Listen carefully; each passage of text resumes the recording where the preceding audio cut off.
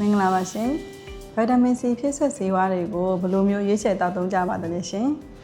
ဗိုက်တာမင် C ရာဆိုရင်ကျမတို့ခန္ဓာကိုယ်ထဲမရှိမဖြစ်လိုအပ်တဲ့ဗိုက်တာမင်အမျိုးအစားထဲမှာပါပါတယ်လူသားတွေရဲ့ခန္ဓာကိုယ်ဟာဆိုရင်ဗိုက်တာမင် C ကိုကိုယ်တိုင်ထုတ်လုပ်နိုင်တယ်လို့ကြာကြာလည်းသိသိထားနိုင်ကြမရှိပါဘူးဒါကြောင့်မို့လို့နေ့စဉ်လိုအပ်ချက်အတွက်ကိုဗိုက်တာမင် C ကိုဒီအစားအသောက်တွေကနေပြီးတော့ပုံမှန်ဖြည့်တင်းပေးနေဖို့အတွက်လိုအပ်ပါတယ်ရှင်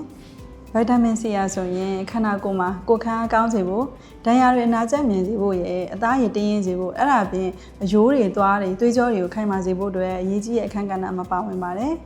အဲ့ဒါအပြင်ဗိုက်တာမင် C ဟာဓာတ်တိုးဆန့်ကျင်ပစ္စည်းအန်တီအောက်ဆီဒန့်ဖြစ်တာကြောင့်မို့လို့ခန္ဓာကိုယ်ကဆဲတွေပျက်စီးကြအောင်လည်းကာကွယ်ပေးနိုင်တယ်နှလုံးရောဂါကင်ဆာရောဂါသွေးရနဲ့ယောဂါနဲ့အုံနောက်အောင်ရောမှတ်ဉာဏ်ချိုးရင်းတာတွေကိုလည်းကာကွယ်ပေးနိုင်တဲ့ကြောင့်မို့လို့ဒီဗိုက်တာမင် C ကခန္ဓာကိုယ်မှာဆိုရင်ချို့တက်လို့မရပါဘူး။ဒါကြောင့်မို့လို့ဗိုက်တာမင် C ကျွဲဝါတဲ့အစားအသောက်တွေကိုနေ့စဉ်စားသောက်တဲ့နဲ့လိုအပ်တယ်ဆိုရင်ဗိုက်တာမင် C ဖြည့်ဆွတ်ဆေးဝါးတွေကိုလည်းပုံမှန်မျှဝေဖို့လိုအပ်ပါတယ်။ကျမတို့ဖိန်းမှာဆိုရင်တော့ဗိုက်တာမင် C ဖြည့်ဆွတ်ဆေးဝါးအနေနဲ့ Fain Organic Farming Project ကနေပြီးတော့စိုက်ပျိုးရရှိထားတဲ့ Organic ဂျီးပူတီအမှုန့် 200mg ပါဝင်ထုတ်လုပ်ထားတဲ့ Nature C ရှိပါတယ်။ဂျီးပူတီဆိုရင် Natural Vitamin C Complex မြင်မာတဲ့အစားအစာတစ်ခုဖြစ်ပါတယ်။သူ့မှာဆိုရင် Vitamin C အပြင်ပေါ့နော် Bioflavonoids တွေ Polyphenol လိုမျိုးအခြားသော drug ပေါင်းတွေလည်းပါဝင်တာကြောင့်မို့လို့ Antioxidant အာနိသင်ပို့ပြီးတော့အားကောင်းစေပါတယ်။ Natural Vitamin C Complex ဖြစ်တာကြောင့်မို့လို့ဒီ Synthetic Vitamin C တွေလိုမျိုး